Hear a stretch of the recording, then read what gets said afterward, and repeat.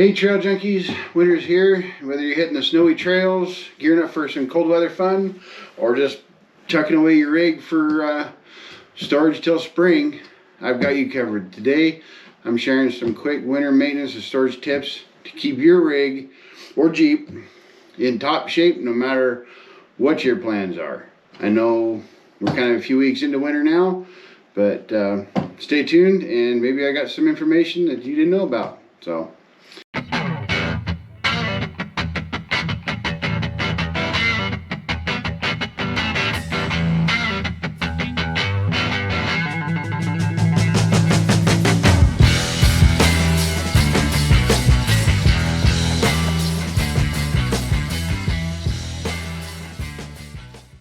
alright, before we get started, let me know down there in the comments if you got any of your own winter maintenance tricks or tips or storage advice that you have, or hacks. You know, let's keep this going, and maybe we can help some new Jeepers and teach them the ropes. So with that, let's start out with checking your fluids. Coolant levels, coolant mix.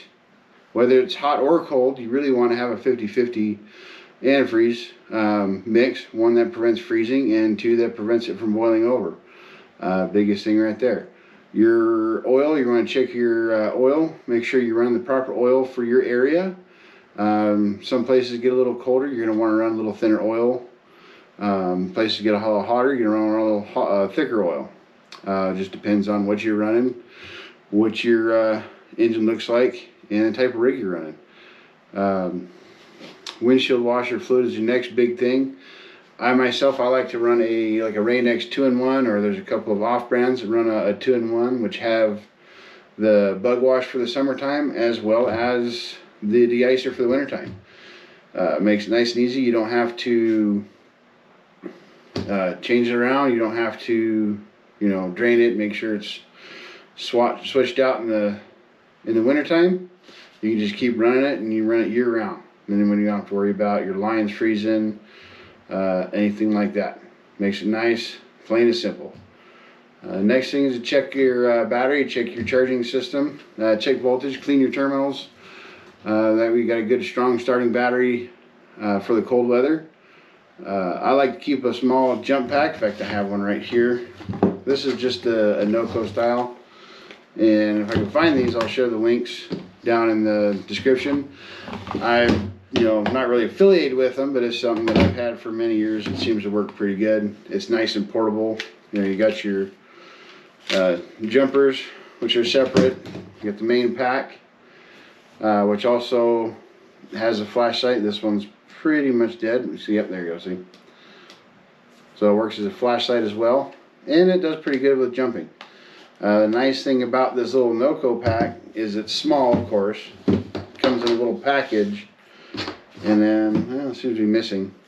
But it comes with a little USB charger that you can really plug into your vehicle or anywhere you need to charge the battery pack. So as you're wheeling out on the trail, you can have this thing plugged in, and it charges it up just in case you need it. So pretty slick little rig there.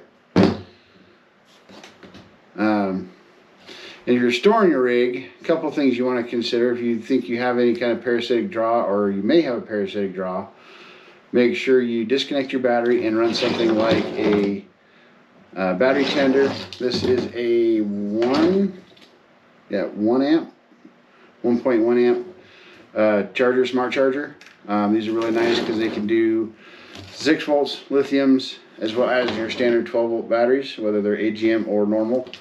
So pretty good mix. The other one out there is Battery Tender. They're kind of their own brand. They've been around for a long time, tried and tested. You can plug those directly into the rig and then plug them into the wall, and they keep your battery going pretty good throughout the winter. So that's very important. You don't want to be stranded on the side of the road because you have a dead battery. Next thing is going to be your tires and your traction. Tire pressure, you want to verify your tire pressure.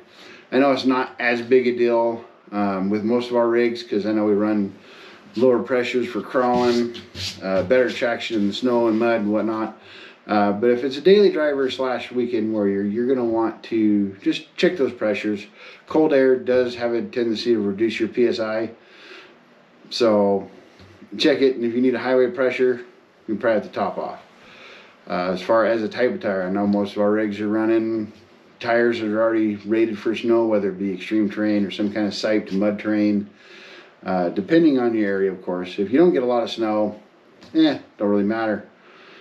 But make sure your tires are in good shape and ready for any kind of icy conditions. And that last thing you want to do is, try to take off and slip off the rock into a ditch. Pretty rough.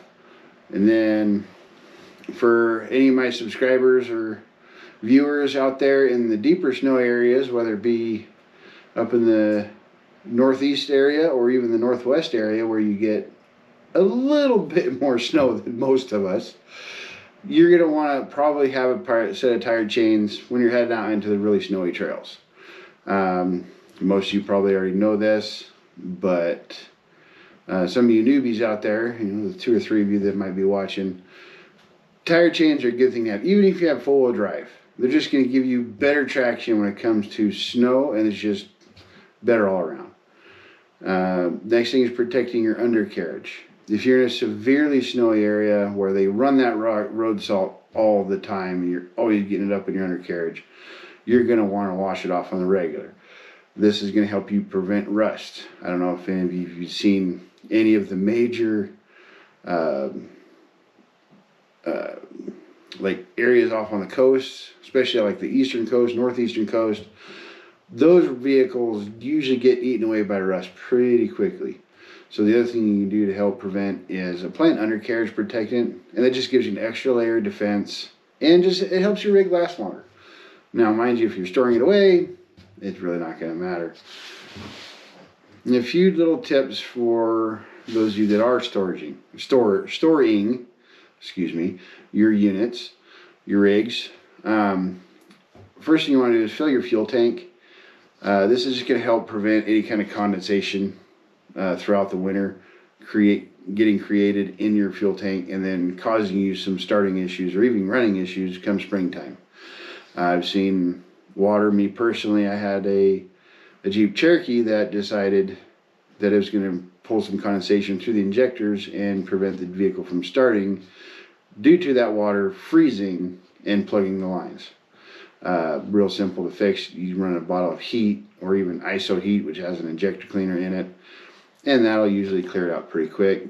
But to prevent that to begin with, just fill your tank up. Fill your tank before you put it away. And with that goes a fuel stabilizer, something like this. Excuse me, the Stabil. That stuff does really good. And basically what that stuff does is it just stabilizes the fuel itself. Makes it easier for your fuel to be prevented from, or it prevents the fuel from getting varnished and deteriorating out so that it's still fresh to use come springtime. It wasn't a big deal, back in the 80s and 90s, they didn't run as much ethanol through their fuel processing. Now these new fuels, they don't necessarily last as long, I've found. They do tend to varnish out and deteriorate pretty quickly. So running something like a fuel stabilizer is going to definitely extend the life of that fuel. Fuels are not getting any cheaper right now, so might as well protect what we got, right? So that's really just a quick down and dirty for those. Thanks for tuning in.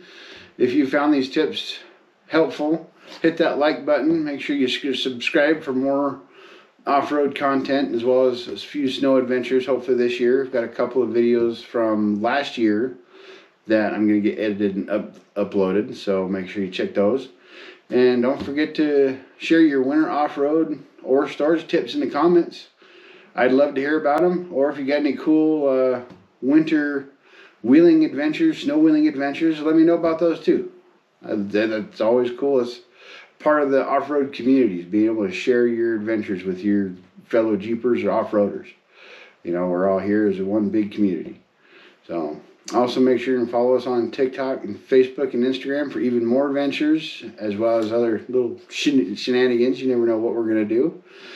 And stay safe out there, and happy trails.